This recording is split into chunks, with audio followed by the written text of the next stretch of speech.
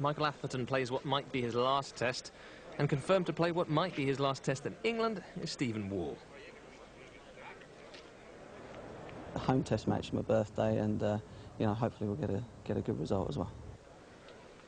Headingley's award-winning Oscar hero Mark Butcher, too, number 3 on the list. Look at that, James Allman plays his first cap, 4th from bottom. In the England team, there's also place for Phil Tufnell, who's returned to the side. No Michael Slater, though. Justin Langer is there for the Aussies. They've won the toss and choose to bat first. What a toss it is to win on a flat-looking pitch. Here we go. Well, I think this was an inside edge from Matthew Hayden. I think he's got a bit of bat on it, and it just hasn't carried to Alex Stewart.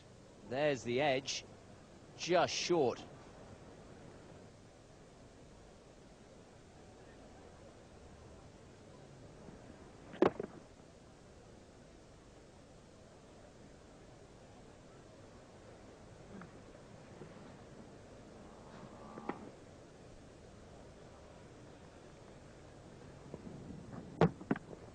Usman Afzal has almost pulled off a brilliant piece of cricket.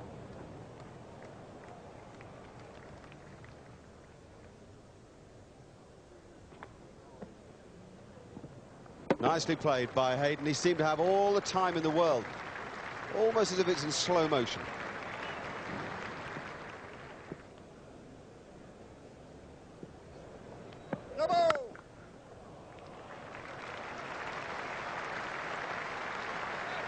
Langer will really have enjoyed that. He's waited and waited. He was a permanent member of this Australian side until this tour. His chance has come, and that's an emphatic strike through extra cover.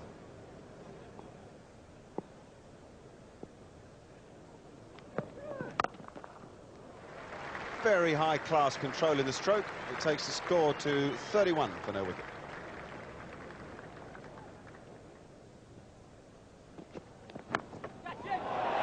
Not sure it carried. Didn't carry. The celebration is missing. Gough asks, I guess he's saying, why are you standing so deep? Lightning quick effort from Mark Butcher, who had to go forward.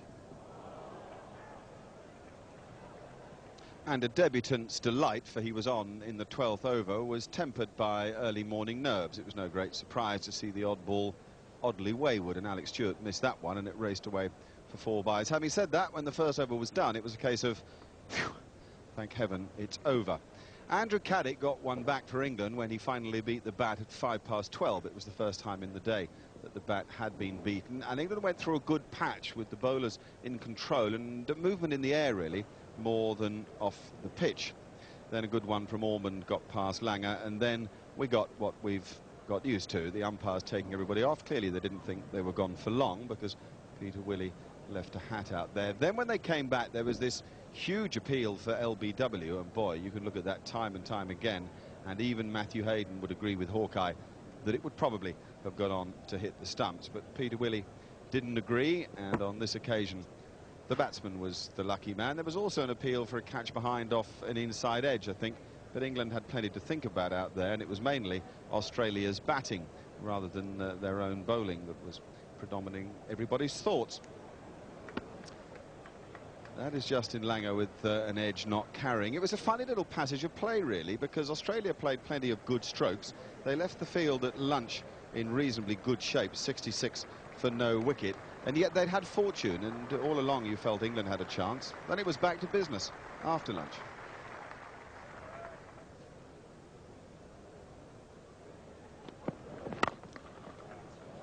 Good stroke. Good, powerful shot straight down the ground.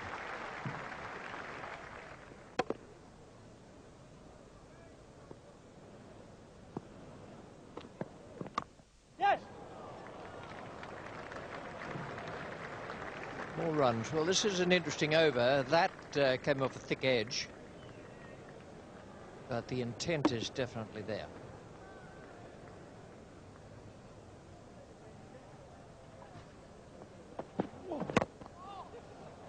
That's well bowled. That one has gone for 4. I'm absolutely certain that it hit the bat first. Philip Tufnell on in the 29th over, and a half chance was created, but Langer and Hayden, what had they done? They'd put on the first 100 partnership of the series.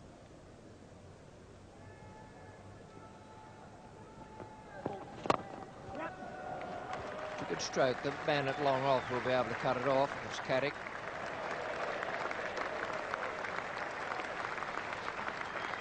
That's well done by Andrew Caddick. Half century for Matthew Hayden. You wouldn't say that he's hit everything off the middle of the bat today, but it's been a good knock. He's kept his head down, hasn't given anything away, and he's got 52 against his name now, 47 for Langer.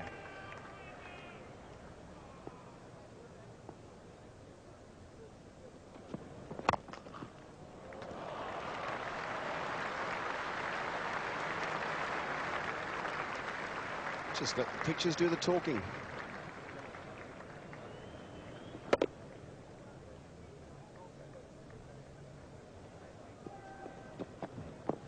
Catch it! Well, Mark Butcher couldn't catch it because he'd turned away.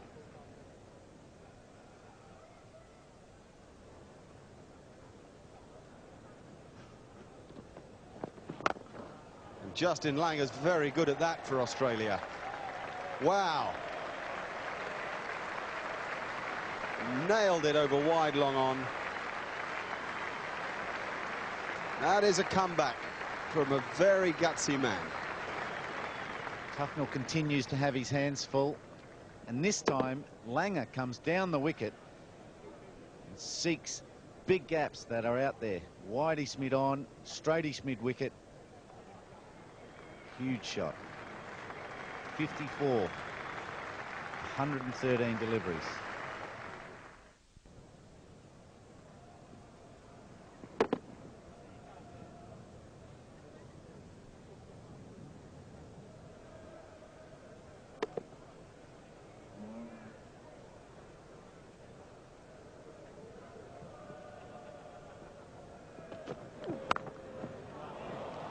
That's meat and drink if you've seen the ball, as well as Justin Langer is. Thrashed away over the gully region. Langer's racing along now, so Australia. It just felt like Justin Langer's day from the moment we saw him this morning. He was bouncing around the place, shaking hands with people. He was like a kid with a new toy, now back on the big stage and taking his opportunity. Philip Tufnell got a bit of rip out of the rough, but was it enough for England to make anything of? Look at the right-hand column. Wickets empty, and that was the problem for Gough, Caddick, Ormond and Tufnell. They could not break through these Australian openers.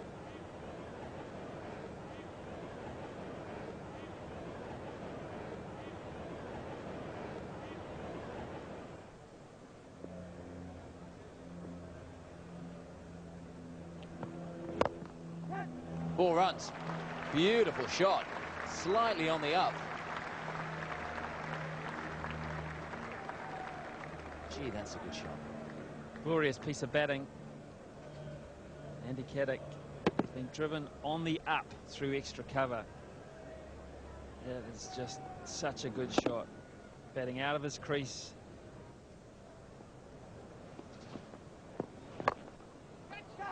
Trescothick out. What a catch. That went like a bullet. Only about 10 foot off the ground all the way. Trescothick kept his eye on it, dived forward, and England have a breakthrough. Tufnell's got the wicket. Yes, Tuffers is back. He made Hayden fetch this from quite a long way outside off stump. He's crossed with himself. He had to get that front foot out there and fetch it. He hit it really very well. And low catch, well judged by Marcus Trescothick. Hayden is furious. He's picked out the man in the deep. It's gone for 68. It's 158 for 1. Well, one thing Phil the Cat Tufnell can do is celebrate a wicket, his first one on return to the England side. And at last, a breakthrough. Hayden caught out there in the deep by Marcus Trescothick. It wasn't disturbing Justin Langer, who was going along his merry way at his own merry pace. It did mean that when Ricky Ponting came in, Tufnell got a bit of confidence, and the big shout was turned down by Peter Willey, and rightly so too. A good umpire making a very good decision. There's Colin Miller, blonde hair, No chance to bowl, but Jimmy Ormond was going to bowl his off-spin for him.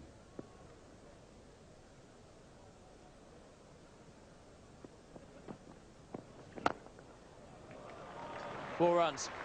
Past mid-off. Beautiful footwork, lovely balance. And a crisp stroke. Well, the key to this is the footwork, and just watch the small steps, but they're quick steps. 1, 2, 3, whack.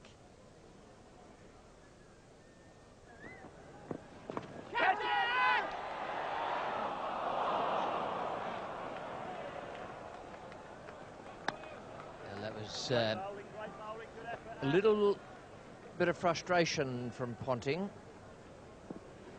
Top edge, fielder, as well in front of Atherton. Nothing he could do about that.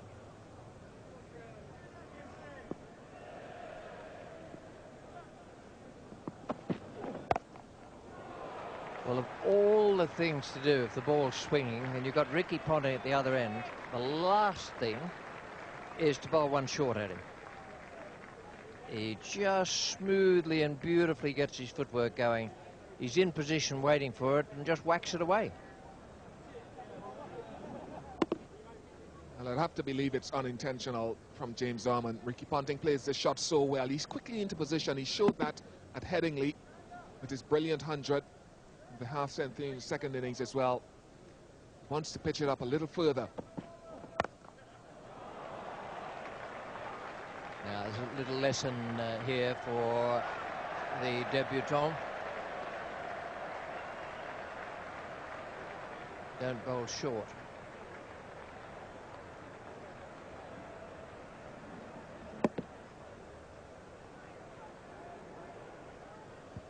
It's a good shot. Wasn't as short as the previous one, and still short enough, and this guy, well, he's fallen for it.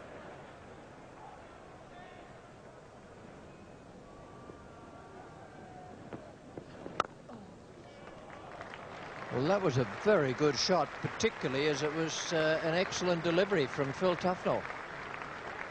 It's the one that went away a little bit from Justin Langer. And he placed it beautifully and timed it magnificently. 200 up for Australia.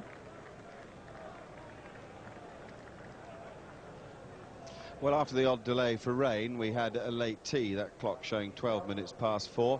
Justin Langer was ready for more business. He'd chopped the sleeves off his shirt. That's how much he was enjoying himself.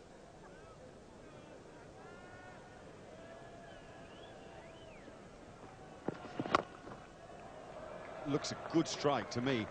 Caddick's getting chased, but he had no chance. Langer seemed so in control of that.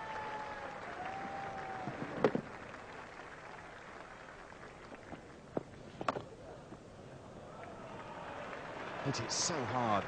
Gosh, Langer really is playing well. It's suddenly from nowhere he's hit this rich vein, and he's played Phil Tufnell, with whom he played for Middlesex, of course, in masterly fashion. Sort of throws his wrists at that, throws the bat at it, and a very light grip and high on the handle, and that's why he gets some power. There's 3 men back. There's 2 in front of square and 1 behind, which has always been there. None of them even had the faintest of chances.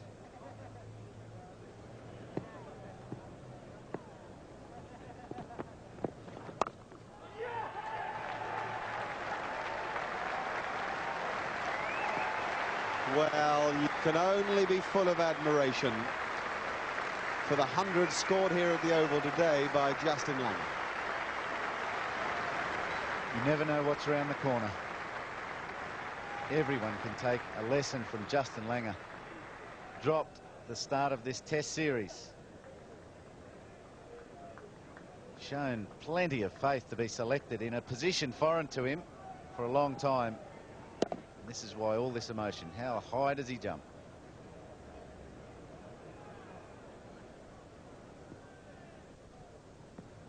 A beauty.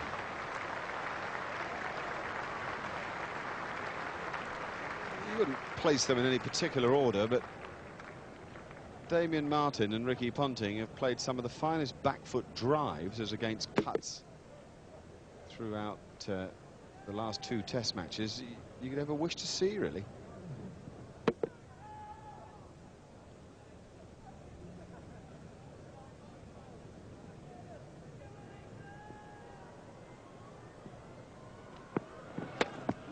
Oh, he's hit him straight in the head.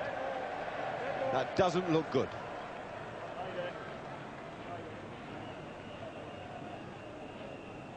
That ball got very big on Justin Langer. No, it wasn't good. Doctor and physio came out there and Langer was taken from the field of play. No great surprise at that. The suspicion at the time was there would be some concussion. Mark Waugh came in his place, so if you think there's respite, think again. 245 for 1, the score racing along to. Waugh moving as smoothly as ever. Whatever will upset him, I wonder.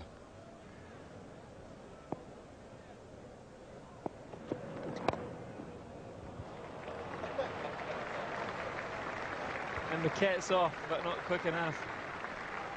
No one would be quick enough to pull that magnificent piece of timing in.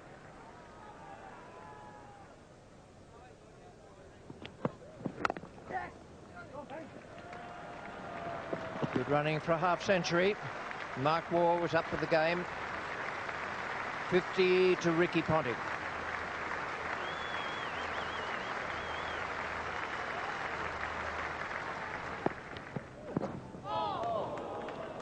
Well, that's the ball of the day. Mark Waugh was playing it down towards mid-on and doing so quite correctly. Well, you can't say it's the perfect one, because if it was, it would have knocked over off stump. That's being a little bit harsh.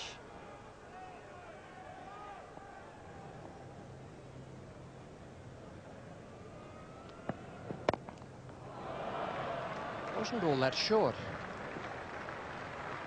It's a hell of a shot.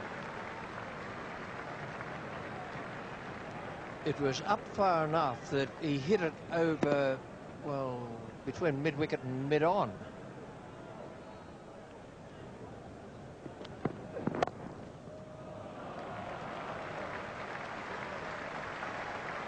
And that's a waste. I think if I were captain, I'd be up delivering a rocket. Such a waste. 8 runs off the over, and yet in between times he's bowled pretty well. I think it's the story of Andy Caddick today. To be honest, he's been about a 75% bowler. 3/4 of every over has been more than useful, and the rest is not.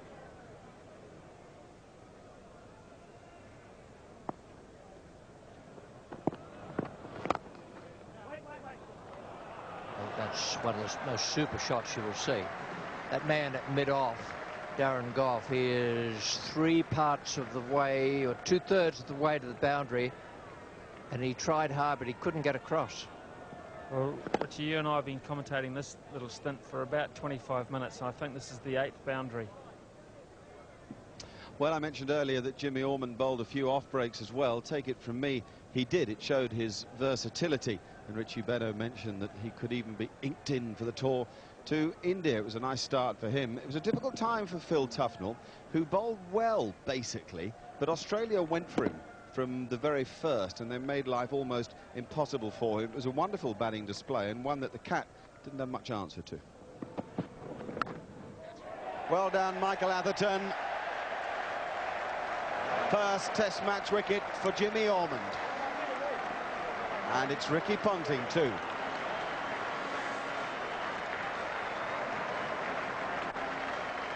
Delighted. As everyone who gets their first Test wicket should be. Was in that fashion that you always thought was possible as well. Pitched off stump and just shaped away. Once again, Ricky Ponting just pushing at it hard. But he's deserved it. He's bowled very well all day, and he's finally gotten reward, gotten it in the right place. He's taken a good scalp. Ricky Ponting gone for 62. It took 8 balls for Stephen Waugh to get off the mark, and he does like to get off the mark. There didn't seem to be any problems with the calf muscle, though. Mark Waugh just went his merry way. That brought up the 300 for the Australians, and Jimmy Ormond was finding that cricket at this level was very different from anything that he'd seen before.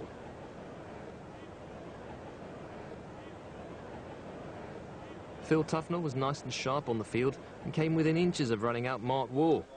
303 for 2 the score at the time.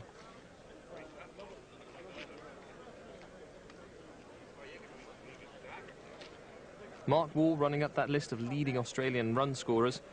He's ahead of David Boone now. And look who's second, the fellow who's in at the other end from him. On it went for Phil Tufnell. The occasional bad ball was thrashed away. It was a day he could easily forget. The new ball due, but 3 lights came onto the board, and so the players came off for bad light. It was the 3rd time the players left the field for the day. Overall, a disappointment. 324 for 2, when it all ended with Langer having retired hurt on 102. The England bowlers, well, Jimmy Ormond was the best by far. The man of the moment, Justin Langer, and Jimmy himself. Obviously, you're bowling at class players, so there's just the concentration needed to bowl at those guys, really. Obviously, would have liked a few more wickets, but, you know, just good to get a wicket and get a good spell, a couple of good spells under my belt.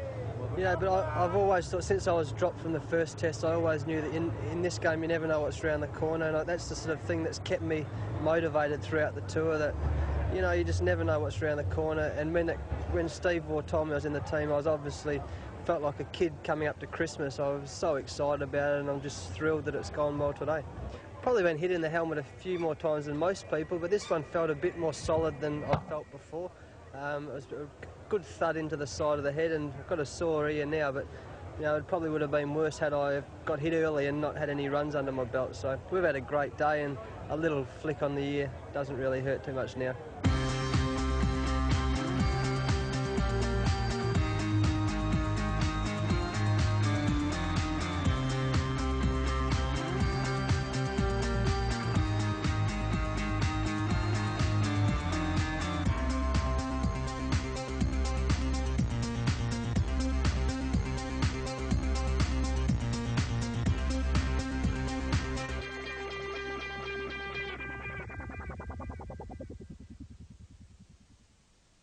Sunny and still with hope.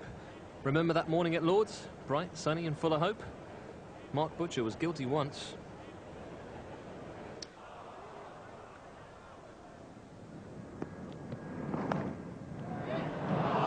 Oh dear.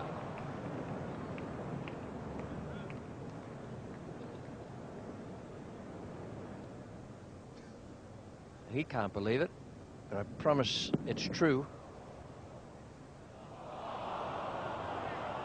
He only just got a hand on it. I don't know if it swung when it was on its way to him, but yeah. And Mark Butcher culpable again. The hero of Headingley, humbled, briefly, we trust. So when that goes wrong early doors, that was the 4th ball of the day that went to ground, you tend to think that it's going to be hard graft. Hot and sunny it was at the Oval, and even the new ball wasn't doing much.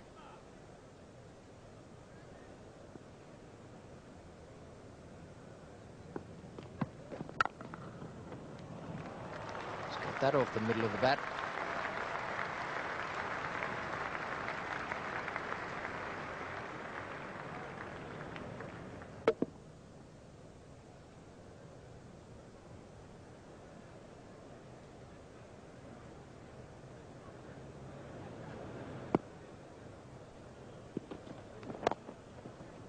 Well timed. Exquisite from Mark Waugh. The trademark flick off the pads. 4 more.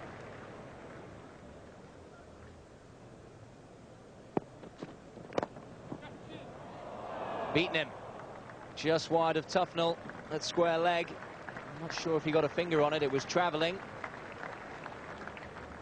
Don't worry about Tufnell. No one could have got close to that because it rocketed off. Just so easy.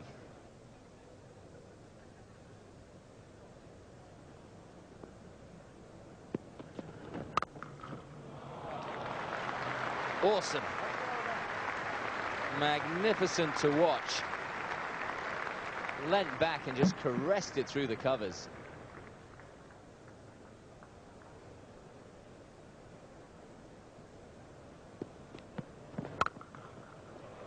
Fast hands. We've talked about it time and again. No one better in the world outside off stump than Steve Waugh. Doesn't look good, does it? Which isn't to say that the biggest guns, Gough and Caddick, wouldn't at least have a say. There was a bit of leaping about from the Waugh brothers, and there's no doubt when England did get the short ball in place, it caused the odd piece of concern, but it didn't take a wicket, and therefore the answer was to blast anything pitched up down the ground. I remember years ago Malcolm Marshall hitting Pat Pocock, the England off-spinner, with a short ball, and everybody said, why bowl short at the Oval? And he said, if I pitch it up and they hit me before, I bowl short. What now? Let's try spin.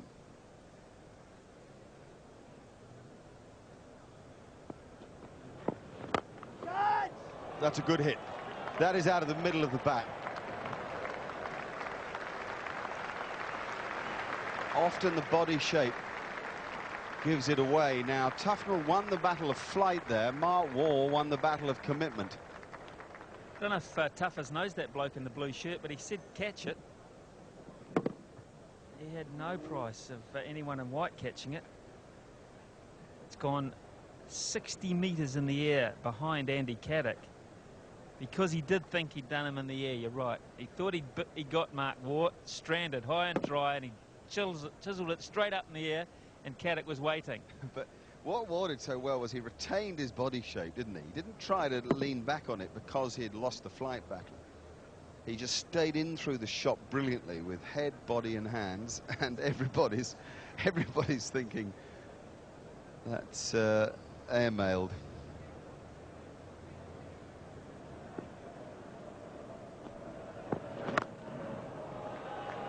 Well, that is Steve Waugh's shot, and whatever field you set, you have to have somebody ready, because he is as good at that, I guess we call it slog sweep, as anybody really.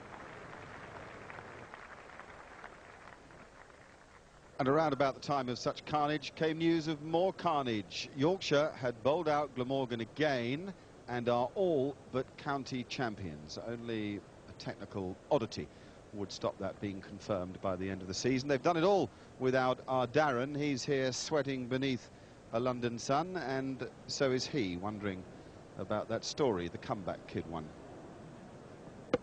Jimmy Ormond has enjoyed his debut, but not necessarily when bowling to Mark Waugh. That, would you believe, was a 4. Nothing more than a little push block, really, and it went for 4. He did miss the odd ball, but it truly was the odd ball. And as the drama heightened for Australia, the panic heightened for England. 400 came up with a no ball.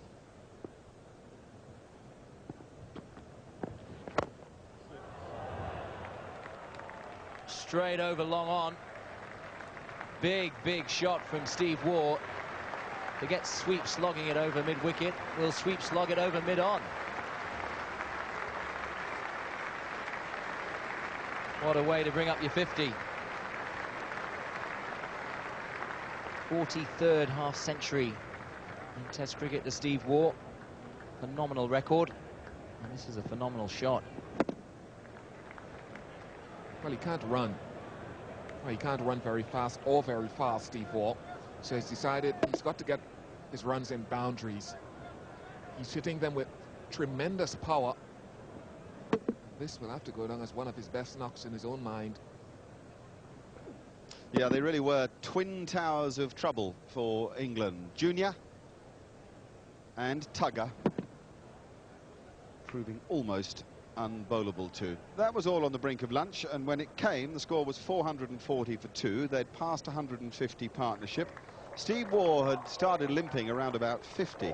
Golly, when he came out after lunch, it was very pronounced, that limp. So was the timing of Mark Waugh. That little nudge took him on to 98. Stephen Waugh, meanwhile, on to 83. He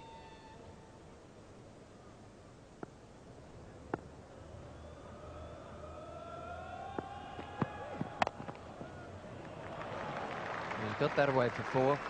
It's actually quite interesting watching someone bat on one leg. I've seen it happen before. Gordon Greenwich was a great one for making hundreds when he was batting on one leg. But there have been others as well, and they do keep producing strokes like this.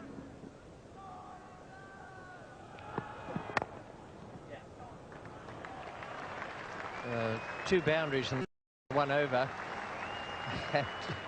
You wouldn't say that he's totally fit.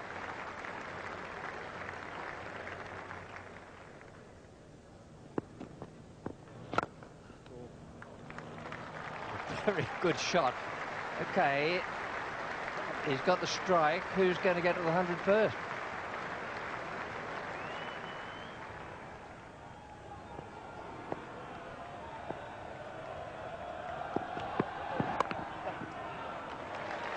And there it is, 100 for Mark Waugh. Not quite in the same class as the one he made at Lord's, which was one of the finest innings you'll ever see. But still a very, very good hand. He's had a great series, been in top form all the way, and he's just ready for New Zealand and South Africa, I reckon. It's been a treat.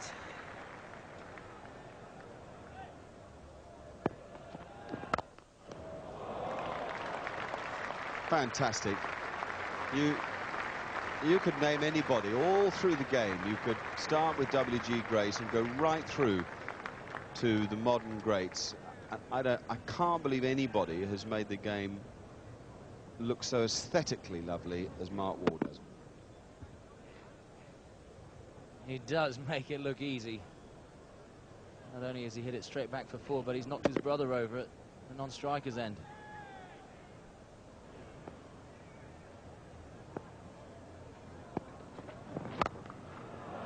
Hello. And the bowler was Darren Gough. Well, it wasn't a slog by any means, because this was picked.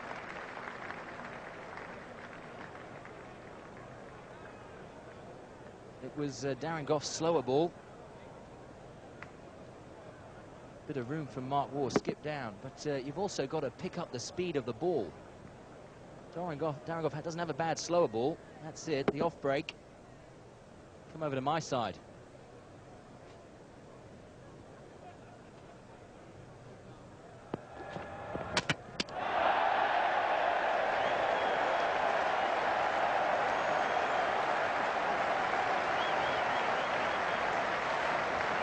It looked like a surrender. It wasn't. It was just the desire that Mark Waugh cannot resist. An extravagant desire to entertain. Darren Gough has done awful damage to Mark Waugh's castle. There is an anticlimactic feel to it, because the Oval will stand to one of the most entertaining batting performances imaginable.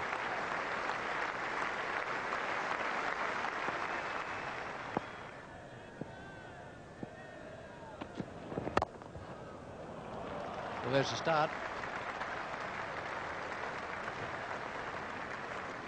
Gilchrist has got that right off the meat of the bat. There's no cleaner hitter of the ball in world cricket today.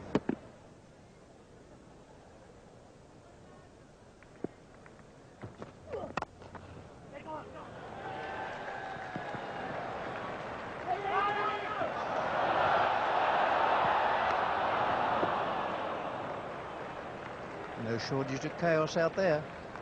He's now on 99, where he's been a few times before. It's the fastest single he's taken today. Look at this. Look at him go. Then he thinks, oh, I can get there. Gilly's coming back, but no, too much trouble, too much trouble.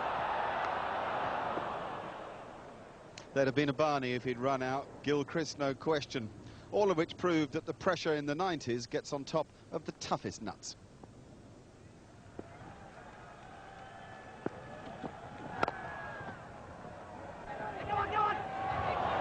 He's taken it. He dived to make his 100. It's taken a long time in the 90s, but he's off that 99.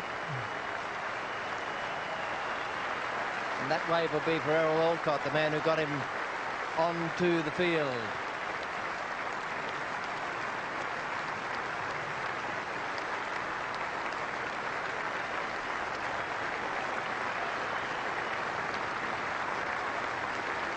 Well, what would such a dramatic 100 be without a finish like that?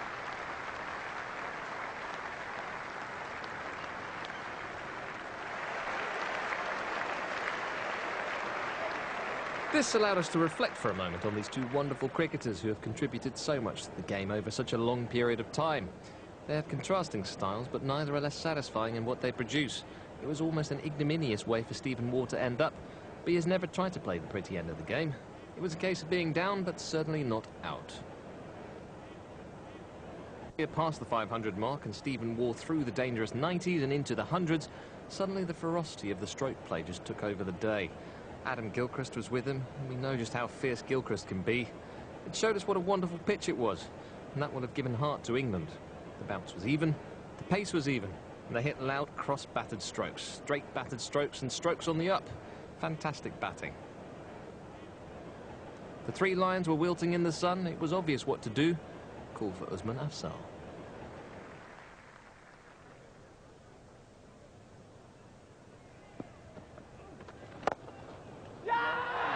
Afzal has a test match wicket.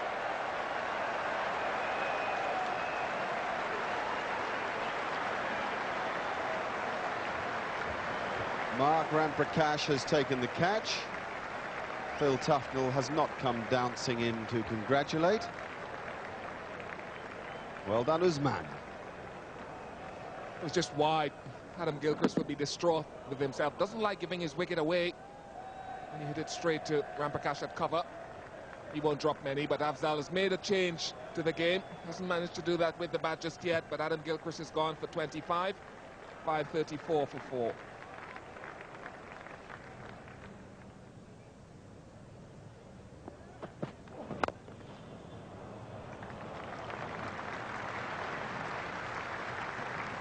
Just delightful to watch.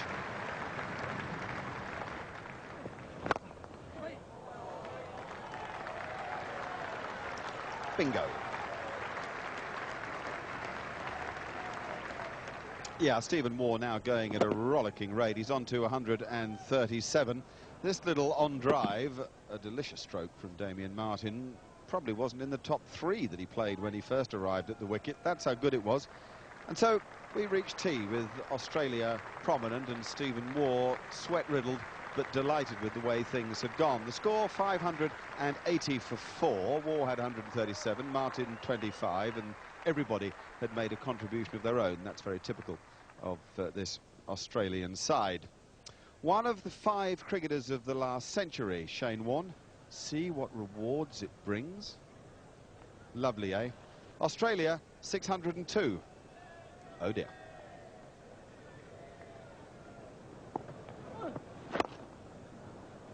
That's 150 for Steve Waugh.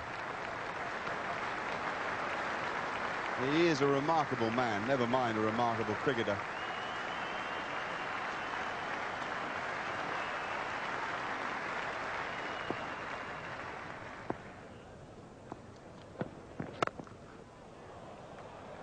The ball is being hit so hard at the moment. They all have. Mark Waugh hit it so hard today. Stephen Waugh and now Damien Martyn too. It's a homer through right field.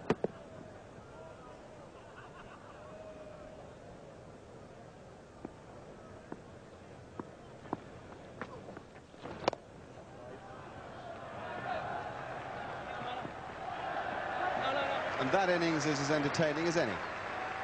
Damien Martyn goes to a nice half-century that included 8 boundaries. Exquisite timing.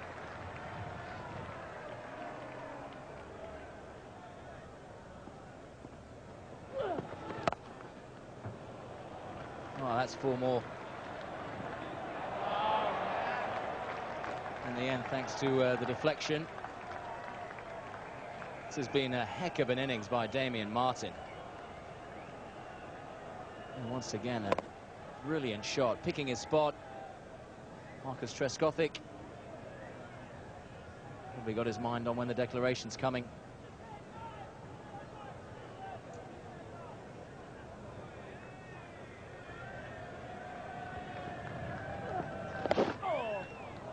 That's class. Absolute, no question.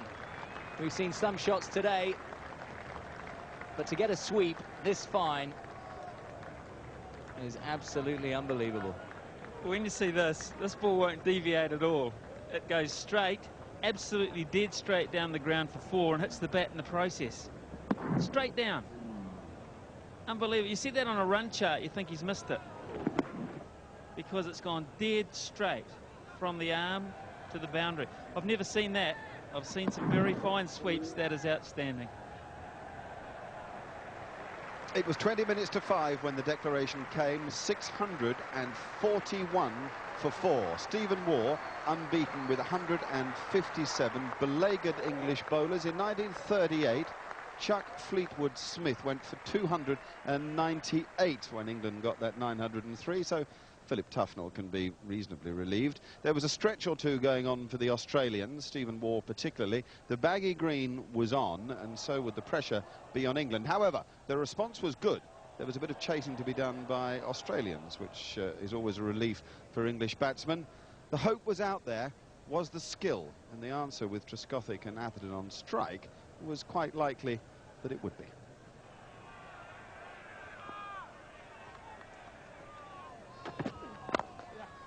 There's a good stroke for 4.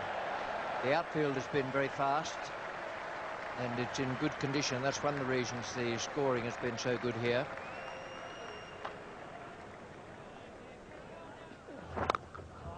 Oh, deliberately hit over the top.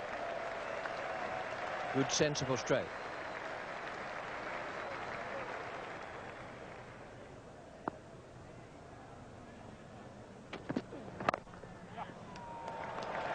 That's a better shot. That's Trescothick's favourite area. The Australians try their hardest to make him play down the ground rather than be able to play square, but they do stack the slips in gully area.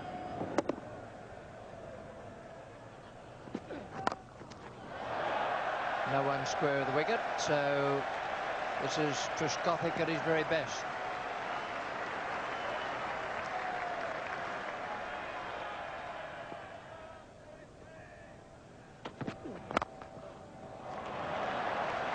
Steve Waugh's got plenty of runs to play with. He won't be doing too much about that.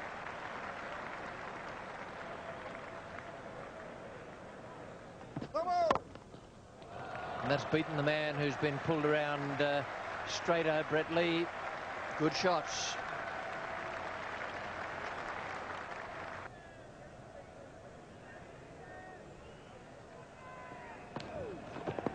Bolden, what a ripper. What an absolute beauty. Now this is brilliant bowling. You look how wide Shane Warne goes on the crease here. We talked about Atherton changing his stance, but he didn't adjust for this bit of brilliance. Leg stump was covered. Atherton looking to play a regulation forward defence. Just takes the left leg to leg stump a little too much, and the spin is just enough to beat the outside edge and hit the stumps. What an important wicket in an important period. Just 6 overs to go tonight, and Atherton now the first English batsman to go with 58 on the board. Well, although Mark Butcher got off the mark with his most wonderful cover drive for 4, he was mighty lucky to get away with his massive LBW shout from Warne. Hawkeye suspected it would have hit middle and off. Marcus Trescothick continued along his merry way and made it to 50. He really did play quite outstandingly well. 561 the difference between the two teams. This was definitely Australia's day.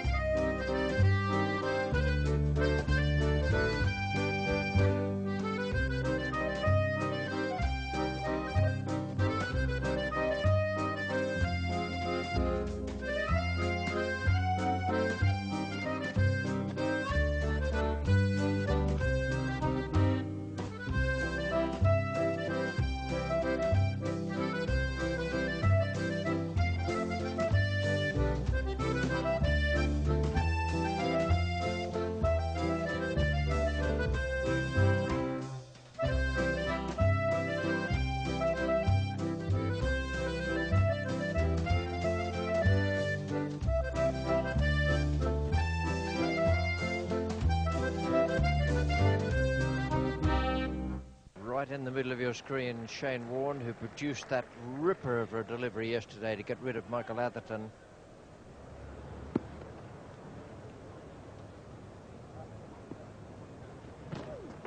Oh, close. And if the pitch is going to spin like that, and Shane Warne is on song, it's going to be a busy day for everyone, the umpires and Hawkeye.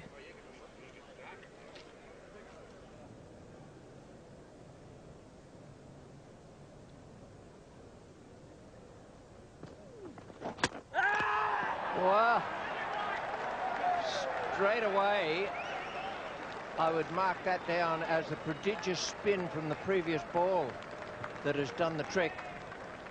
That is the one that hasn't spun, or just spun, not much, but it's come out as the slider. And in effect, Trescothick has let it go. He's just tried to paddle it around very gently.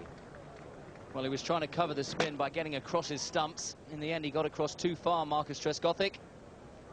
Left his leg stump exposed, and Shane Warne hit it. He's gone for 55. England lose their first wicket this morning, now 85 for 2. This isn't the end of Marcus Trescothick. This is the ball before. He actually got a long way across there as well to try and cover the spin. Keep your eye on his feet here. He gets across to the offside, exposes the leg stump. Very little margin for error. And this is sort of how they see it out there. Ouch. Marcus Trescothick looked round in despair. Colin Miller would have seen it had he been looking. Now, there was a lot of spin for Shane Warne, there was no question about that, and he was ripping it past the outside edge in the way that I think we all expected him to. There wasn't that much movement for Glenn McGrath. The ball was looking a touch ropey.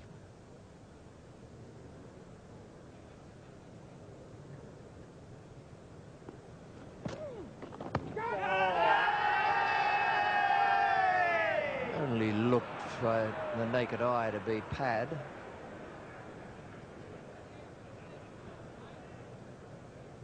Well, Steve Waugh was livid when this was turned down by Peter Willey. He gestured to throw the ball on the ground. Very close to the bat. This might give us a better indication. It was definitely pad first. And then did it just come up on the face of the bat? Nope. Sneakometer, just give us a better indication of what actually happened.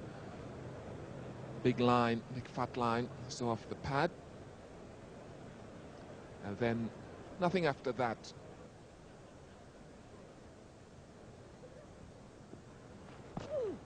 Oh, that's a cracker. That's a beautiful piece of bowling. Quicker, flatter, and with a lot of leg spin. I'm not sure how you play this. Probably like that and hope you miss it.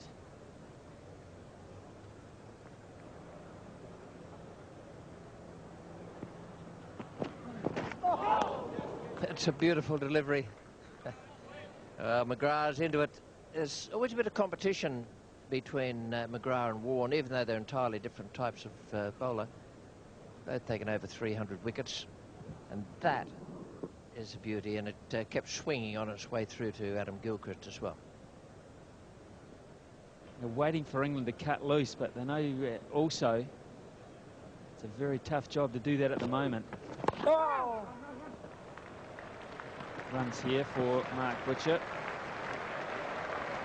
And 4 of them. That'll raise the decibel level as the 100 comes up for England.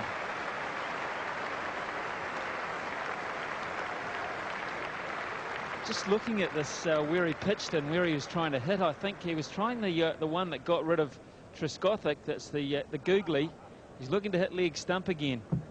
It did turn back too, so it was beautifully played, you have to say.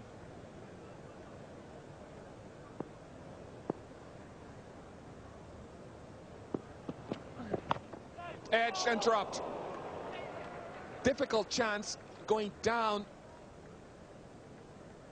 And he's such a wonderful catcher in the slip area, almost anywhere Mark Waugh. As hard as it was, he'll be disappointed, I tell you.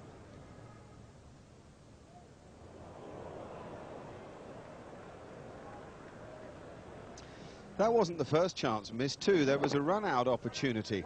Little mix-up from the batsman and a mix-up from the fielder, Ricky Ponting, who simply couldn't pick the ball up.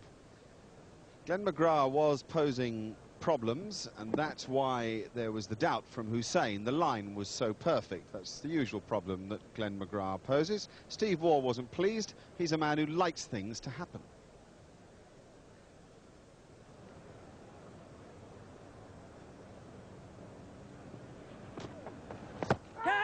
In the air and out.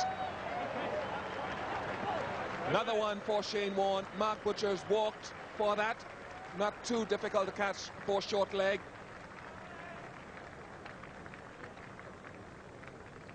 Great piece of bowling. He's done him again with the way the ball's dipped. See, it's gone up in the air and Butcher thinks he can get to it. He thinks he can get to the pitch of it and drive. He can't. It dips. Inside edge, onto pad. Justin Langer, thank you very much. Back in the game at short leg. And the hero of Headingley couldn't quite get it together here at the Oval. Butcher goes for 25. It's 104 for 3. It was a first hour that was dominated by the Australians, and in particular the partnership of McGrath and Warne. Don't forget that 25 wickets in the series reflect McGrath's effort, 22 reflect Warne's effort. Having said that, the captain's back, and sometimes it can make all the difference.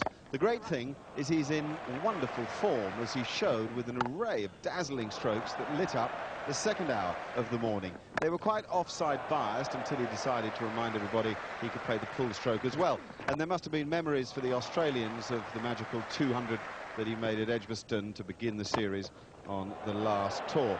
It really was a pleasure to see Nasser Hussain playing as well as he played and redressing the balance in the match.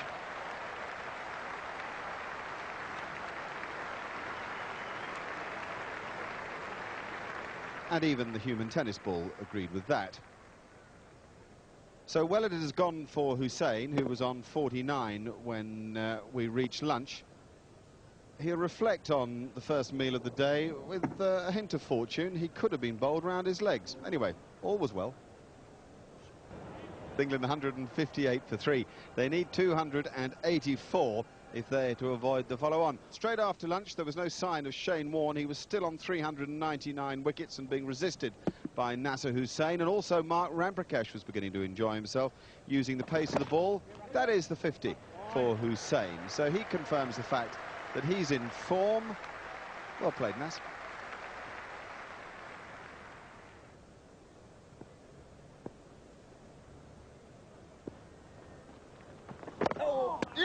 Bowl him.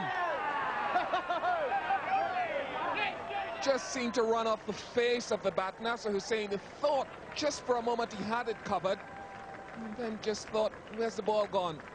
Went back onto his stumps. Bowling attack variety. You don't have to try it for long. Every now and then it'll work for you. The captain looks like a genius. Nasser Hussain, watchful, ever watchful. The ball has spun after he hit it into the turf. Came back to off stump. Didn't spin that much in the first bounce. Mark Waugh. Big wicket.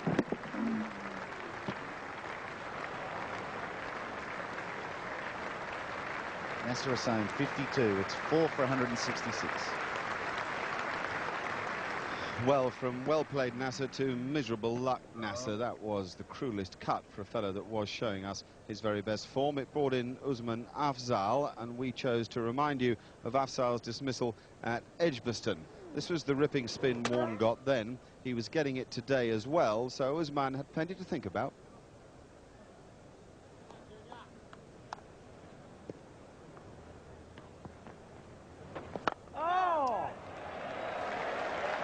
There couldn't be a more spectacular way to get off the mark for Usman Afzal.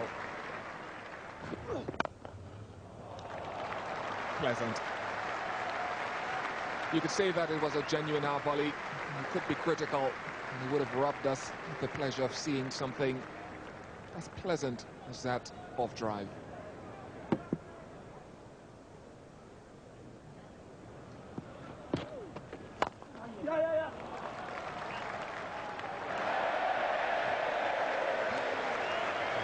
The dive didn't quite work for Jason Gillespie. Good for Usman Afzal.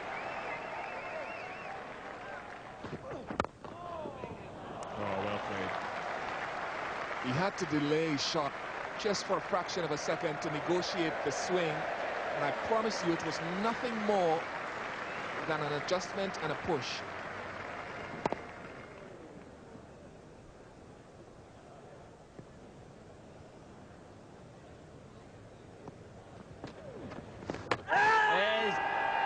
They'll go upstairs, yes. Umpire Rudy Kurtzen will come upstairs. Well, Shane Warne's sitting on 399 test wickets. And is this a big moment? There's the drag of the foot. Now, here goes Gilchrist. That's on the line. Now, he might have to give that out.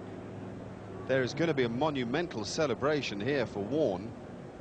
Afzal has... Well, is it clear from that angle? Well, he's given it in. Warne will have to wait. He's on 399 test match wickets, and he's in great company. Let's just have a look back at that stumping and just see how lucky Usman Afzal was. This is the square-on view, and he's on the line there and got away with one. And thankfully, Usman started to make use of it with some punchy drives that Warne didn't have an answer to. For once, he was just over-pitching. There was considerable spin out there to encourage him, and the contest was absolutely riveting. I guess it always is when Warne bowls. There was a bit of humour too, as Usman used a bit of football skills to some effect.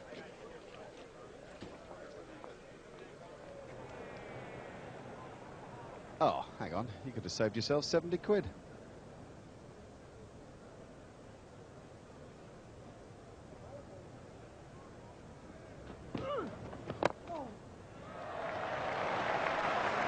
Fantastic shot.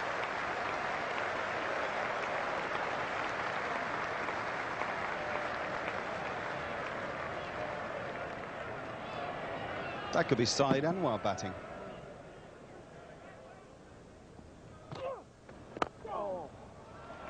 Good shot for four.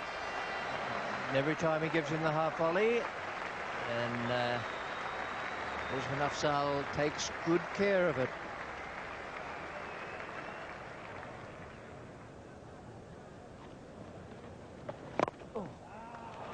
A wonderful stroke.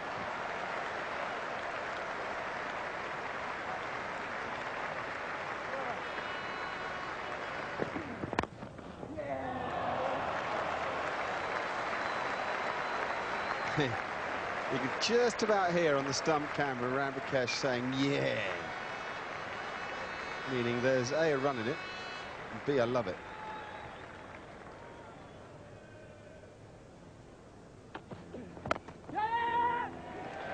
He's got a test match 50.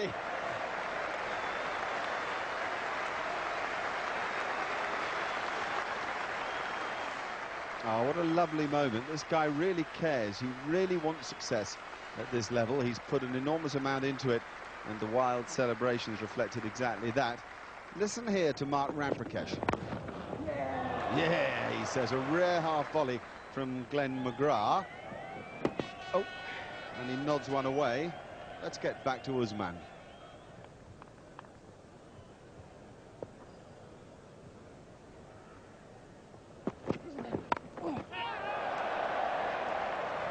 Should be out.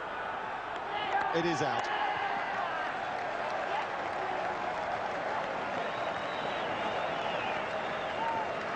Very clever bit of judgment by Gillespie.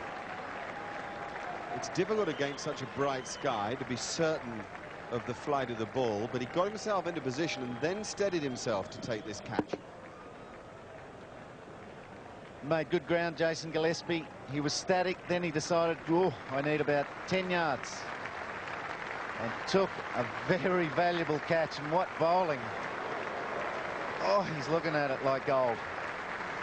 What great bowling. Afzal expecting another one to slide across him just before tea. 259 for 5 at tea, still 183 if England were to avoid the follow-on. I reckon the greatest agony, though, was with Shane Warne. He was hanging on at 399 test match wickets, so desperate for the 400 mark. Mark Ramprakash passed 50. The question is, can he push on? I saw the 150 that he made in Barbados. It was a magical innings. He needs that again today to confirm the undoubted talent. It was tough going for him, but he was hanging on in.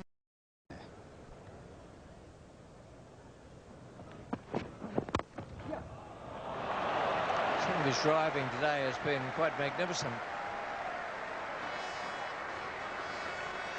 Ramprakash goes to 66 now. Front foot play has been outstanding.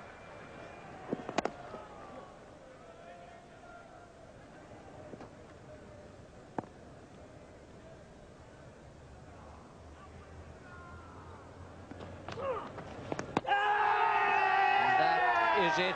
Umpire Willie has raised his finger. I don't know that Alex Stewart is what you'd term totally happy. It seemed one of the more spontaneous shouts I've seen, although I have been known to say don't pay too much attention to the shouts out there. And Shane Warne has got his 400th wicket in Test cricket. Richard Hadley in his 80th Test did it. This is the victim. Well, it looks like an edge. That's with the naked eye on the first replay. 400 wickets for Shane Warne.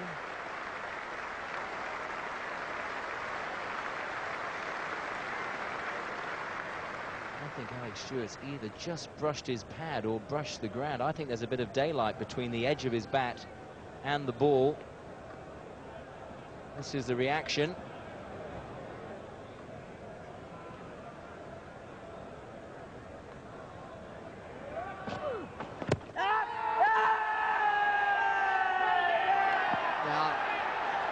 I'm assuming has a very good chance of being LBW. Straight ball. Went on straight. Need to see the replays. This is the delivery. Striking, I think, the pad first.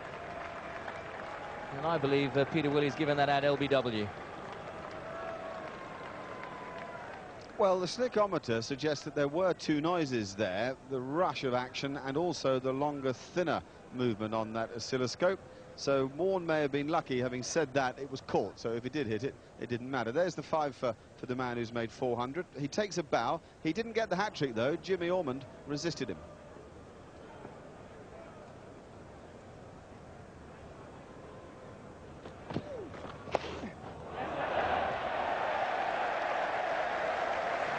Well, maybe Warne's a bit tired now.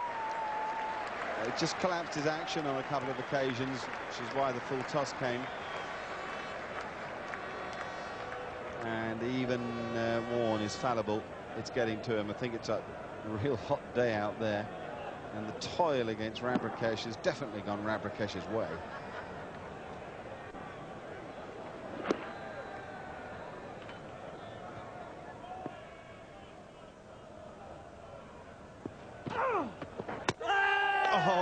Oh, Shane Warne.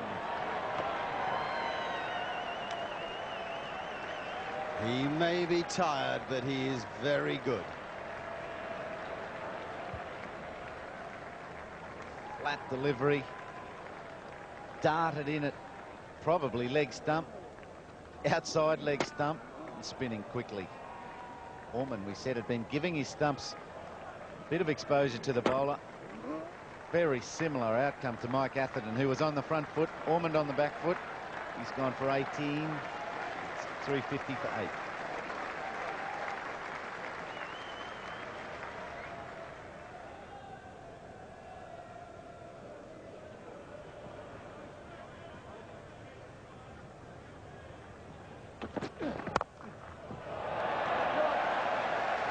Great shot.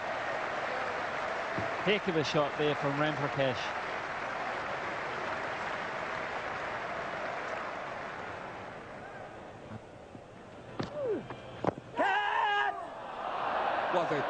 Was it a chance? A couple of noises.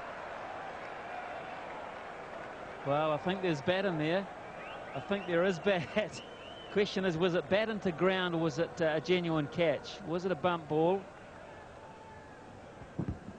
I think it's pad off the face of the bat, and Steve Waugh's put one down. 5 away for Ramprakash. Just 5. to that landmark. And it could be one away. That was a gift. Really was. He's been in so long. Very rarely will he miss out, even though the fielder got a hand onto it.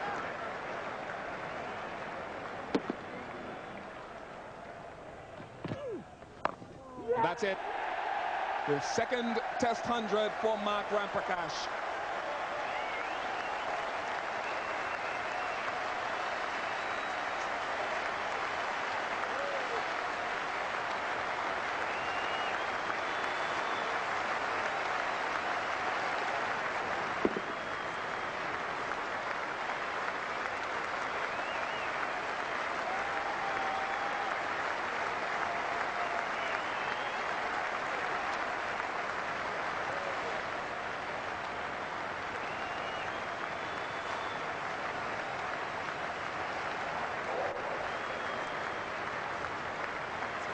Well, everybody was gasping. It was a special cricket moment.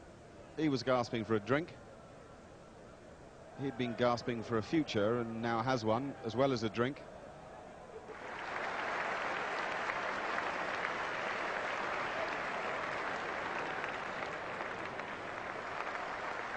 Overseas, I've probably enjoyed my best run of scores when the sun's out and the pitches are perhaps a bit drier. So I'm just very, very happy today, and you know, the Australians were very nice in congratulating me. It's a massive moment for me.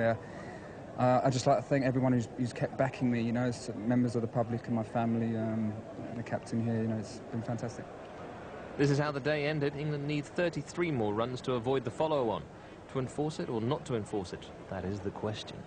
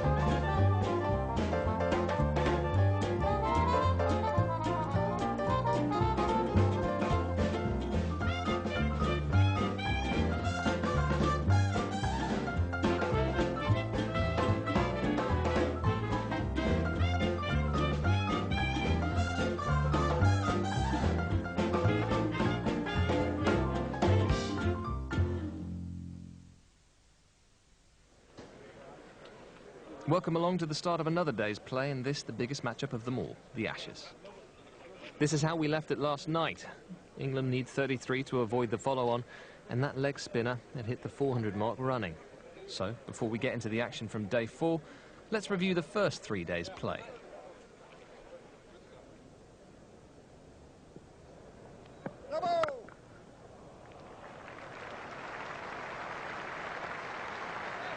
Langer will really have enjoyed that. He's waited and waited. He was a permanent member of this Australian side until this tour.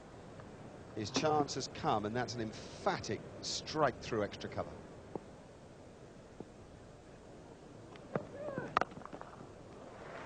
Very high-class control in the stroke. It takes the score to 31 for no wicket.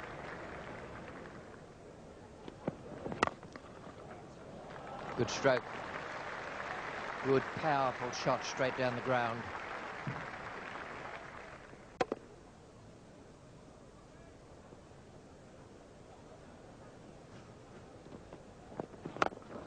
And Justin Langer's very good at that for Australia. Wow. Nailed it over wide, long on. That is a comeback from a very gutsy man. Tufnell continues to have his hands full, and this time Langer comes down the wicket and seeks big gaps that are out there. Wideish mid on, straightish mid wicket. Huge shot.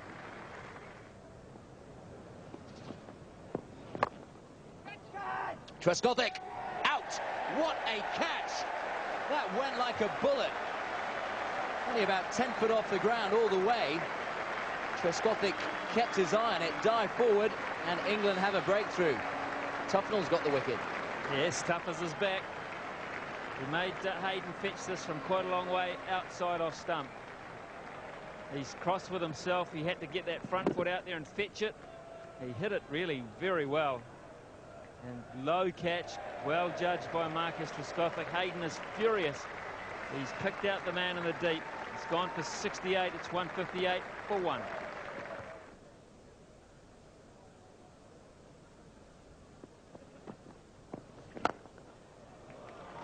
4 runs. Past mid-off. Beautiful footwork, lovely balance.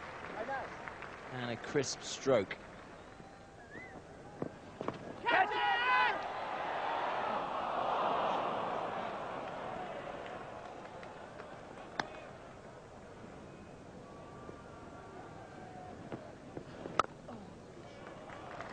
Well, that was a very good shot, particularly as it was an excellent delivery from Phil Tufnell.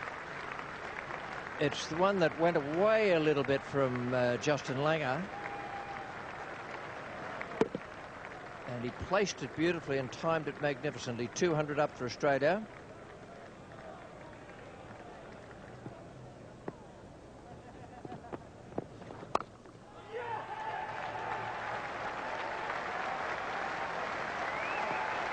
Well, you can only be full of admiration for the 100 scored here at the Oval today by Justin Langer.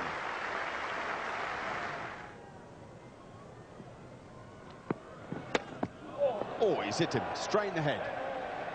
That doesn't look good.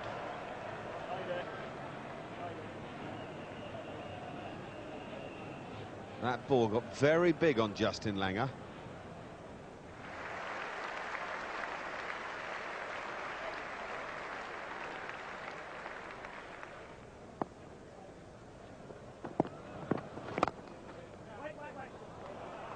That's one of the most super shots you will see.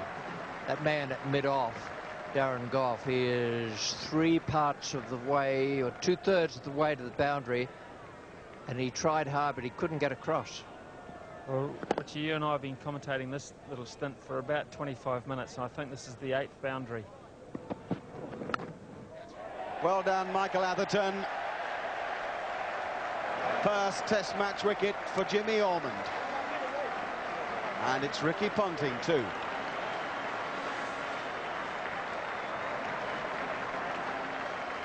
Delighted, as everyone who gets their first Test wicket should be. Was in that fashion that you always thought was possible as well. Pitched off stump and just shaped away. Once again, Ricky Ponting just pushing at it hard. But he's deserved it. He's bowled very well all day, and he's finally gotten reward, gotten it in the right place. He's taken a good scalp. Ricky Ponting gone for 62.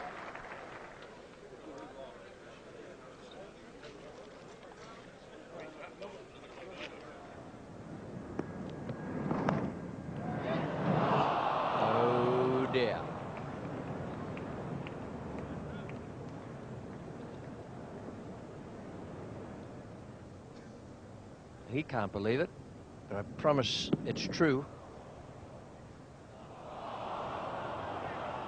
He only just got a hand on it. I don't know if it swung when it was on its way to him, but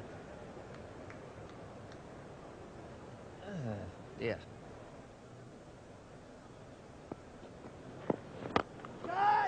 That's a good hit. That is out of the middle of the bat.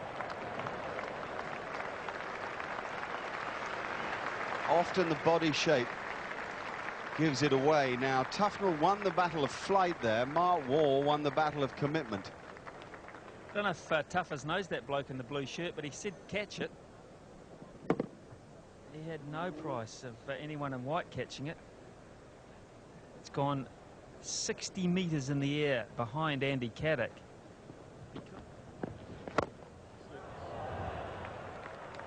Straight over, long on.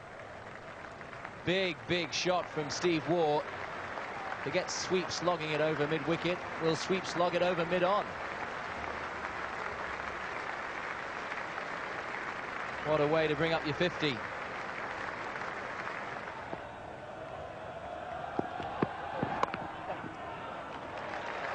there it is, 100 for Mark Waugh. Not quite in the same class as the one he made at Lord's, which was one of the finest innings you'll ever see.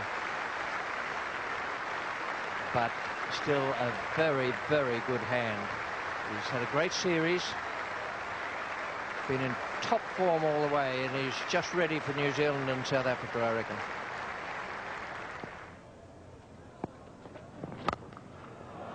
Hello. And the bowler was Darren Gough.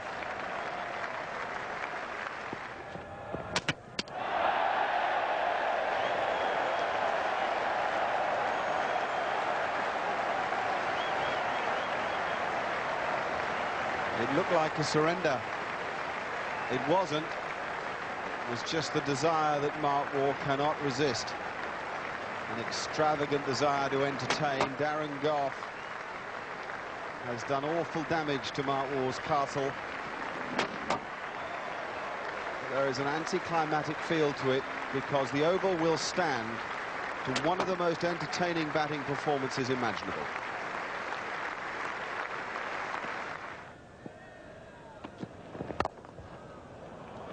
Well, there's a start. Gilchrist has got that right off the meat of the bat. There's no cleaner hitter of the ball in world cricket today.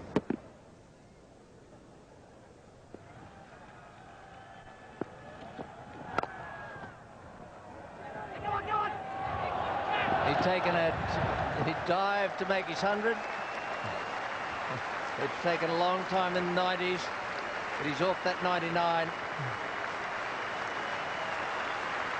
And that wave will be for Errol Alcott, the man who got him onto the field.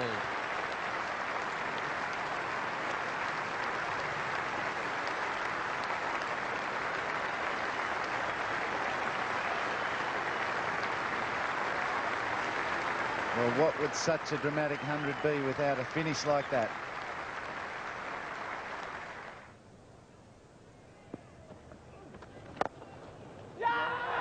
Afzal has a test match wicket.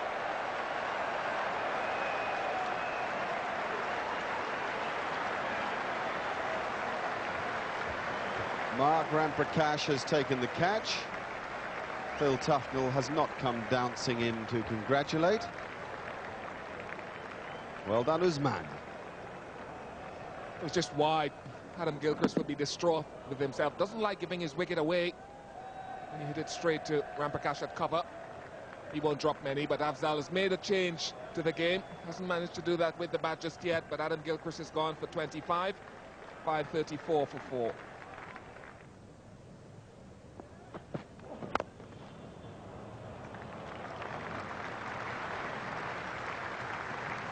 Just delightful to watch.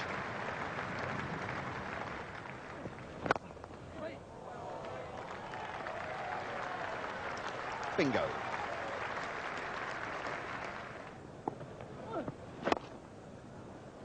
That's 150 for Steve Waugh. He is a remarkable man, never mind a remarkable cricketer.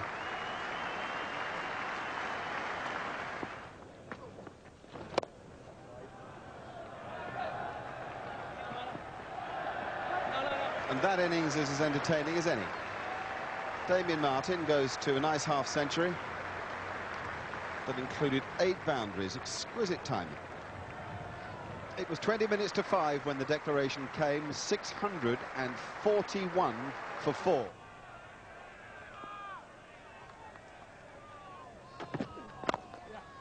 It's a good stroke for 4.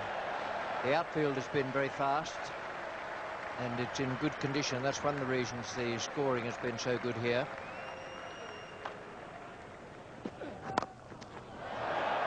No one square of the wicket, so this is Trescothick at his very best.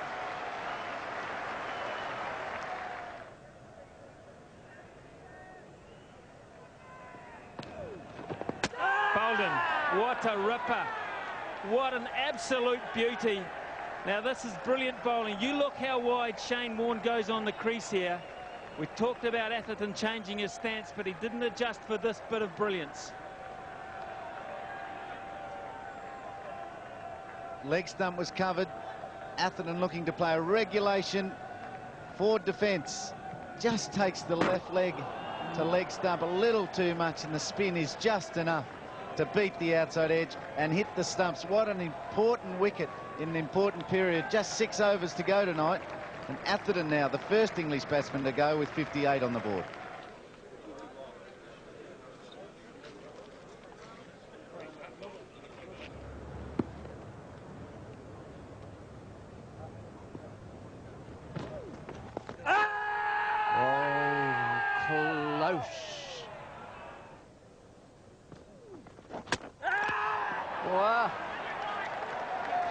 Straight away, I would mark that down as a prodigious spin from the previous ball that has done the trick. In the air and out.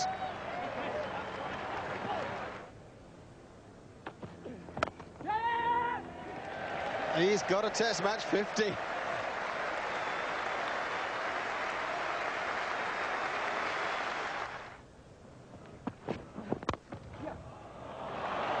Some of his driving today has been quite magnificent. Ram Prakash goes to 66 now. Front foot play has been outstanding.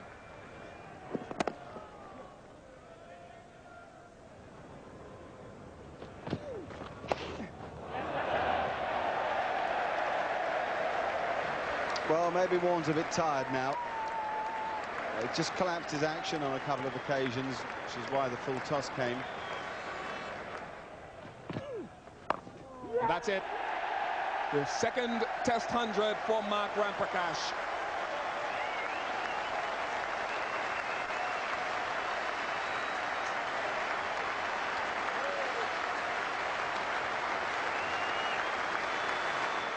Third day, and that was Mark Ram Prakash with restored faith. He left to a standing ovation and he arrived this morning to a standing ovation. It was business as usual for both parties. Ram Prakash playing good strokes and the Australian bowlers beating his bat. Business as usual for that leg spinner who ripped one into the pads. There was also a huge appeal for LBW, but Hawkeye confirming what the umpire thought, that it might, but only might have clipped the leg stump.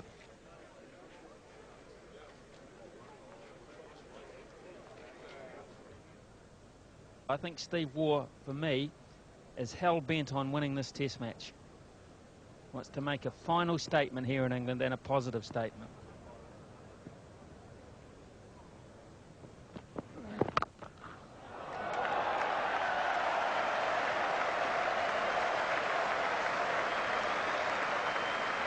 Very well received by this crowd.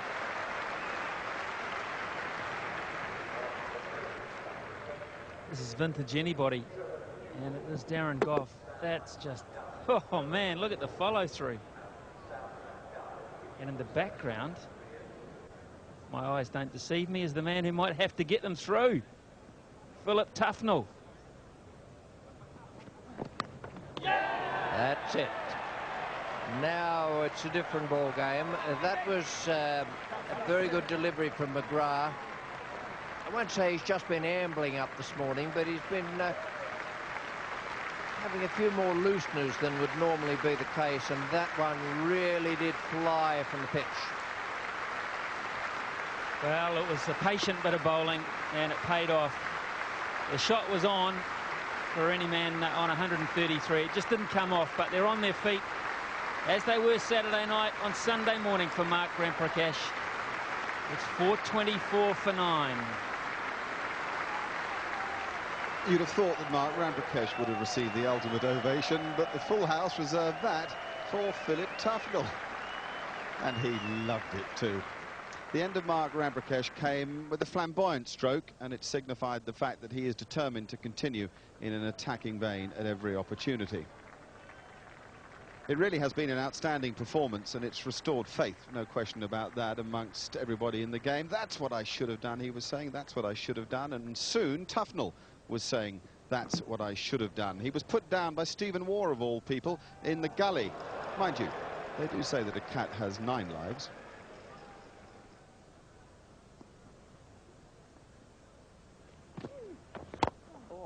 Four runs over the top of mid-off from Phil Tufnell. It's going to go all the way, and now only 10 to avoid the follow-on. Sorry, 11.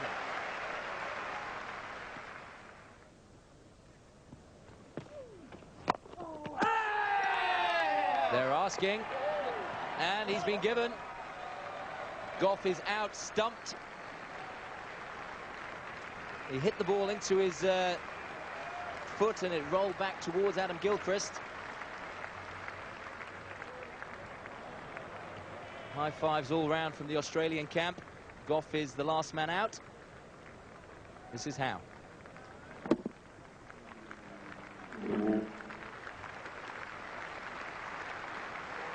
Ovation after ovation. This one reserved for Shane Warne, who picked up 7 wickets. It was another marvellous performance. Australia, unsurprisingly, did enforce the follow-on. Stephen Waugh got to the middle and went 1, 2, 3, 4, 5, 6, 7, 8, 9, 10 wickets to take if we're to get even more glory. Mind you, they'll have to get rid of him, especially as it might be for the last time.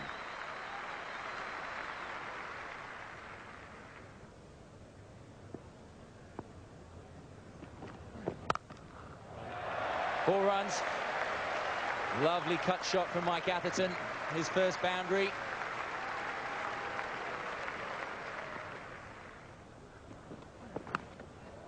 That is the end for Michael Atherton. Is it the end of a Test match career? We don't know about his decision, but he does. And as he leaves the Oval today against the Australians, an Ashes dream unfulfilled, he leaves us uncertain. Another wonderful bit of bowling by Glenn McGrath, who gets it in the right place to Atherton. Shane Warne is the catcher, but let's listen to what the public feel.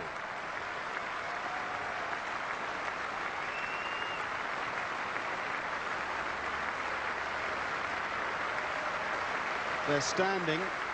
He only made 9, so they think it's the end. Look at the Australians.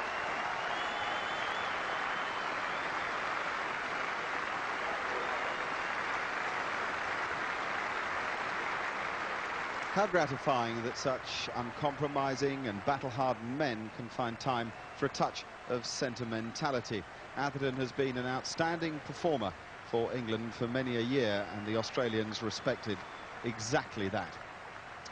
So did Alex Stewart and Nasser Hussain, who waited for him at the top of the steps. I don't think we can doubt that he is about to retire. The young pretenders, or not so young, came out and played some strokes. Butcher first, and then Trescothick, as if to say, hey, look at us too.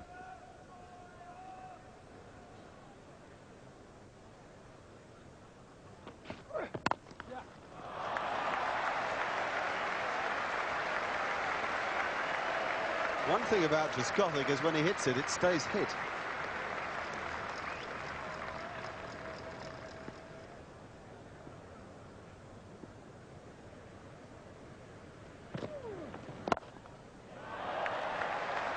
A splendid flourish there was there. That's the confident Butcher of Headingley.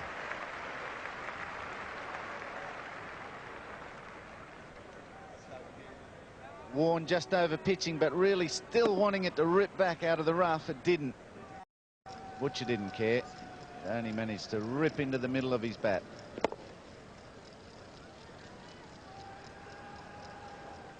And then a dreary gloom descended onto the oval. 4 lights came onto the board. The umpires met and decided to take the players off at 20-1. There's a scorecard, and England are in serious trouble. Definitely a day for the Aussies.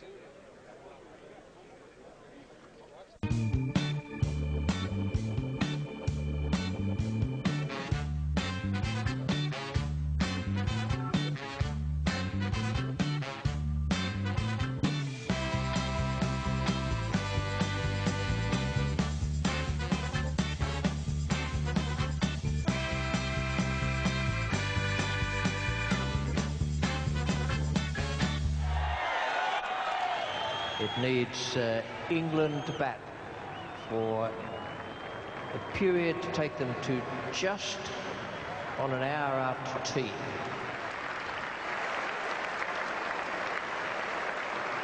England 40-1 when the final day of summer began. 169 needed to make the Australians bat again. The spirit of Australia isn't an airline at all. It's in large with these guys. McGrath, the master of seam. In the Wall brothers, Stephen, who played in the match with a calf injury, and Mark, who damaged a hand but came onto the field today. And in Shane Warne, 400 test match wickets, the master of spin.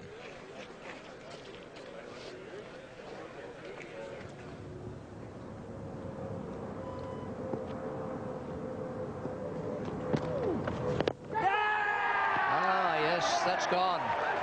That's beautifully bowled. The slider the ball before. This is a sort of Trescothick in the first innings in reverse.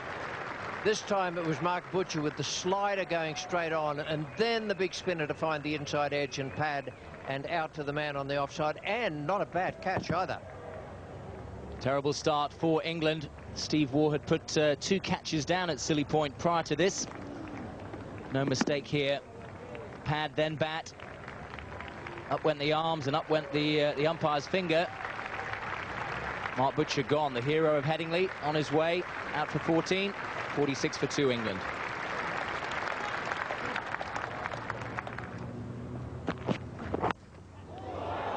Put it down. That's where Mark Waugh would normally be. Well, it's Ricky Ponting at second slip. I think it went in between second and first. It went quickly. It was a fine delivery from McGrath. Forced its way through the hands of Ponting.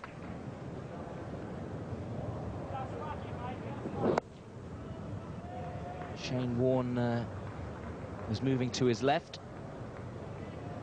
An escape for Trescothick.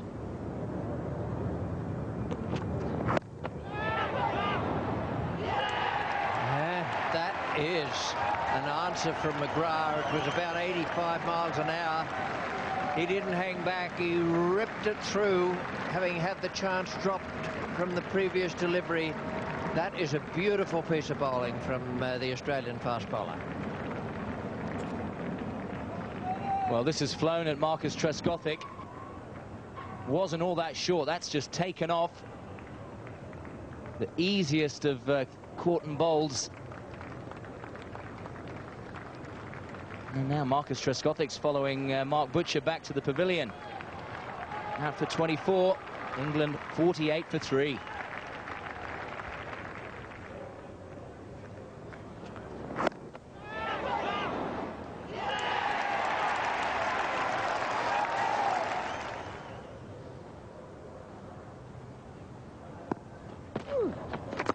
Oh, beautifully bowled. Now, from the look of Nasser Hussain, he may reckon that he got a bit of bat before it was the pad. It was the slider, the top spinner.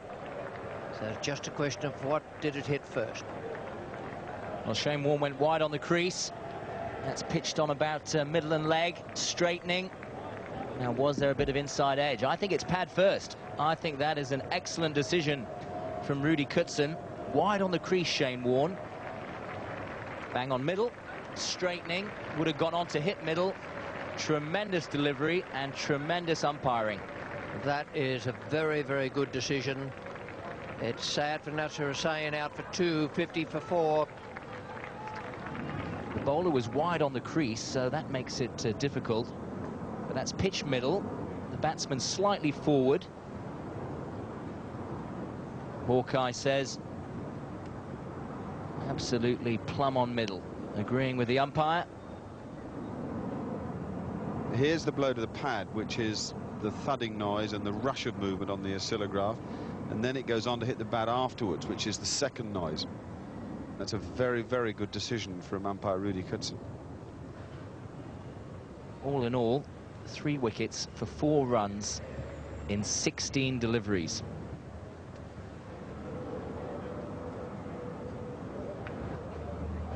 Shane Warne has now equalled Curtly Ambrose's 405 wickets, and Glenn McGrath has equalled Dennis Lilly's 355.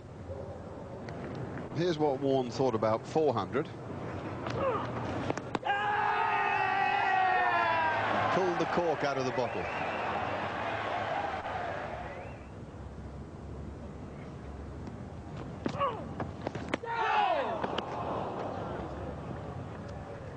Well, there's a gap being left between mid-on and a very square mid-wicket fielder that Afzaal was aiming for there, trying to hit with the spin, which is commendable, but from that wide of off-stump with that much rough, I'd say that is fraught with danger. That is playing across the line.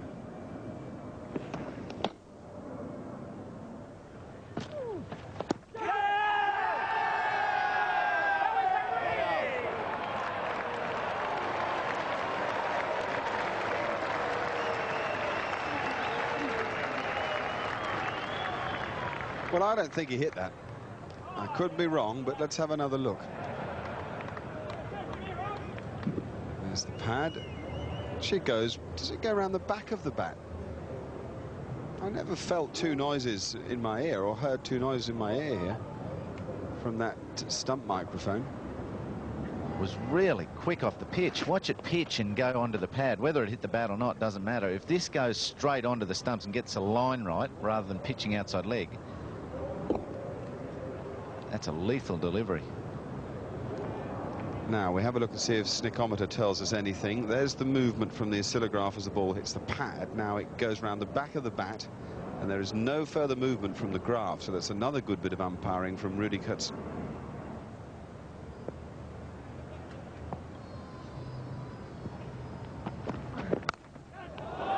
That's a superb catch. Ricky Ponting is in the Mark Waugh slot. Waugh has that hand injury. And with wonderful natural reactions, Ponting has pulled off the second blinder that he's pulled off in this series. All the 5s, 5 for 55. McGrath took 4 balls, now 5 balls to work Afzaal out this over. He bowled him straight ones that he was playing at. He gave him a tempting one, and he did it again. Just wide. The foot wasn't out there. He was probably a little reluctant to play it, and that's why it goes in the air. And Ponting, after his practice run earlier in the day, snavels one to support McGrath. Asman for 5, England 5 for 55. And does he have a job on his hands? 55 for 5, England. 4 wickets have fallen for 9 runs in 57 balls.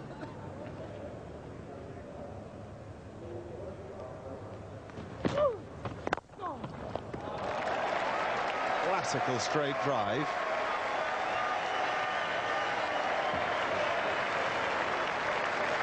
If you were rewriting the coaching manual, you'd put this one in it.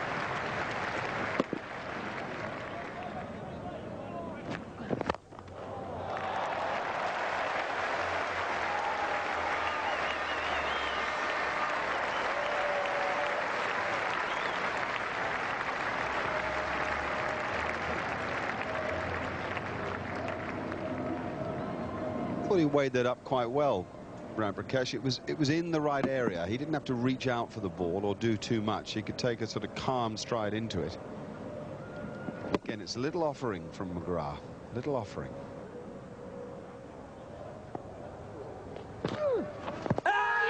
appeal. Not out. I get the feeling that might have been the one that went straight on from Shane Warne by Rudy Kurtzen. That's nothing of it.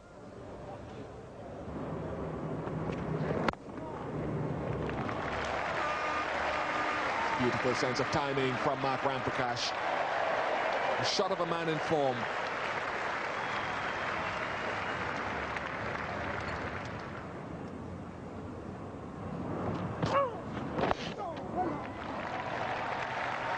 It's a good shot. Got it fine. Quite deliberately so.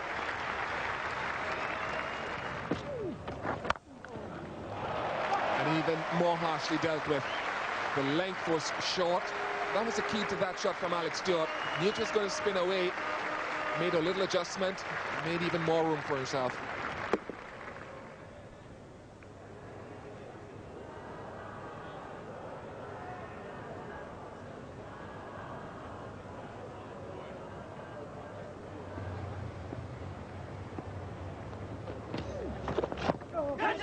Now there's shouts of catch it. It was kicked away by Mark Ramprakash. Shane Warne cannot believe it. They feel that it's gone off the pad and then either hit the gloves or the bat. But Ramprakash had withdrawn away. Huge appeal. Off the pad, then up. Now, is that arm or is that glove? Very difficult for the umpire to tell.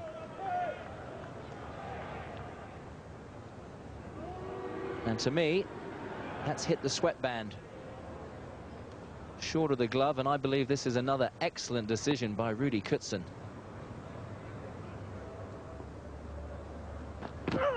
Warne around the wicket, ripping the ball out of the rough. A little bit of frustration creeps in. A fantastic shot by Ramprakash. They've got to keep the cool.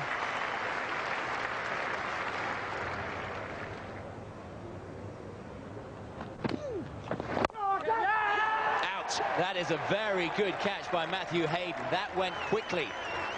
Ramprakash decided to late cut it. He got a good bat on it. Wonderful reaction work from Hayden. This is why you can't afford to be disappointed with decisions that turn down. The chance will come. Warne round the wicket, rips it from way outside leg. It's short. The cut shot's on, and Hayden, watch him go with it. That is an awesome catch, and the response by the Australians says just that. What a wicket. 95 for 6.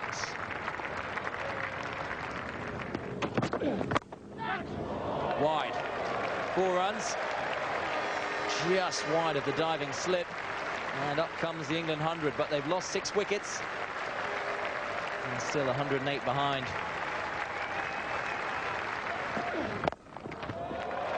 Well played. He's batted a lot of time out here at the Oval. And he knows what the wickets are like, and it's made him a good player of the short ball.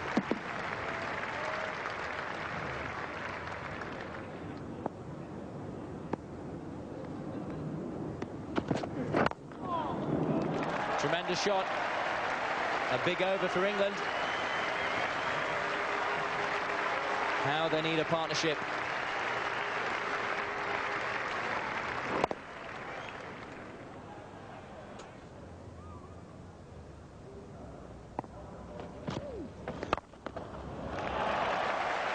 Beautiful shot from Caddick. Another boundary. His partnership already worth 22. Andrew Caddick might have been Walter Hammond playing that cover drive, and there was a good crowd in. Ticket prices were just 10 quid for adults and 3 if you were under 16. They were enjoying the defiance at last.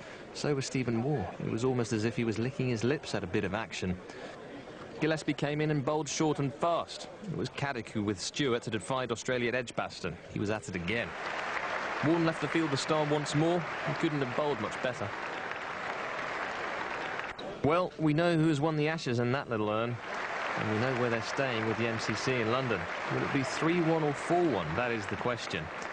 They came out after lunch with England 118 for 6, and Andrew Caddick improvising and bravely hanging on in there. There was anguish for Brett Lee. He was bowling fast, but was yet to take a wicket in the match.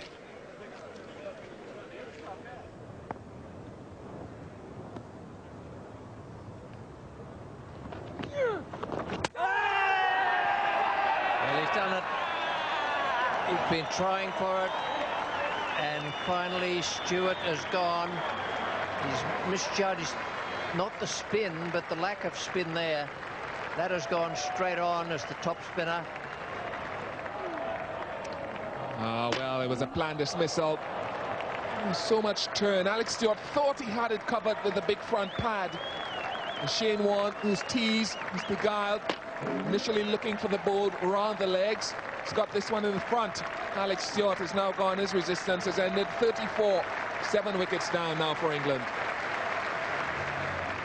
And now it's Brett Lee. He's bowling to Andy Caddick. James Ormond is the new batsman. No need to worry about that, whether or not Brett Lee was going to get the reverse swinging Yorker in. He's just missed 2 or 3 times. And Andy Caddick has gone. Brett Lee has bowled very fast, 91 miles an hour again.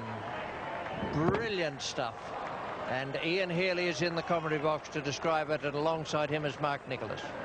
Thanks, Richie. There's no way I'm going to get my feet in the way of that. They shuffled out of the way perfectly. Then I better get out of the way of Brett Lee himself.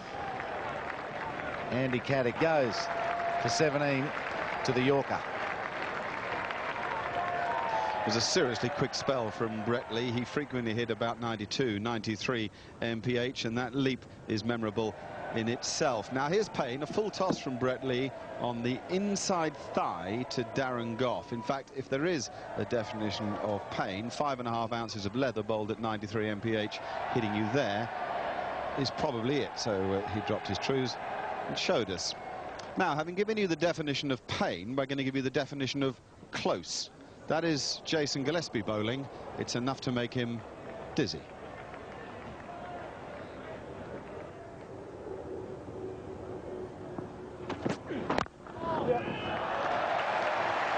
Talking of timing, not bad from Darren Gough. Half volley from Jason Gillespie. Not quite as stylish as Damien Martin, but the same effect. 4 runs. And there's 4 more. Darren Gough has given it the very, very big one. A bit of room outside the off stump.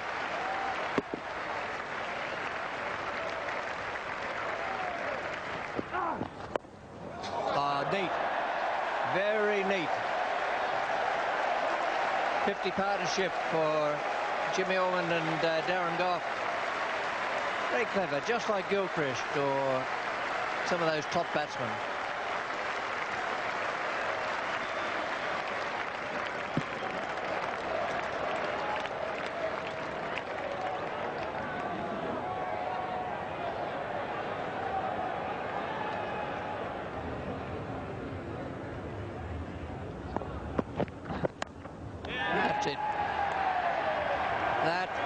Finish of this splendid stand. McGrath has come on and has nominated by Ian Bishop, has been the man to do the job.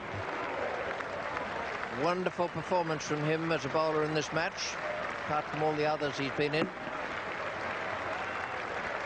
He just built up the pressure, Glenn McGrath. A few short deliveries, and he gets it in the right place. His just reward.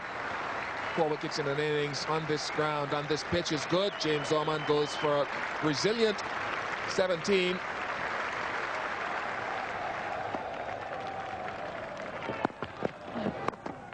And there it is. Phil Tufton has gone, caught by Warne, it slipped off McGrath. Glenn McGrath has come on from the Vauxhall end, the end opposite the one the other pace bowlers bowled from for the rest of the day, and he has suddenly wrapped up the innings, the match, and the Ashes battle. And it was Glenn McGrath who was chosen as the man of the series amongst the Australians. Shane Warne was chosen as man of the match. The man of the series for England, with just one moment to shout about really, was Mark Butcher, reflecting particularly on that magical performance of his at Headingley. Before the start of this tour, Stephen Moore said that he'd like the Australians to be remembered for the way that they played the game, as much as for the results that they'd achieved. That indeed was a reference for the spirit of cricket. Well, he has truly fulfilled that, and he has a marvellous team, and they play with a smile on their face. Let's reflect on another wonderful Ashes summer.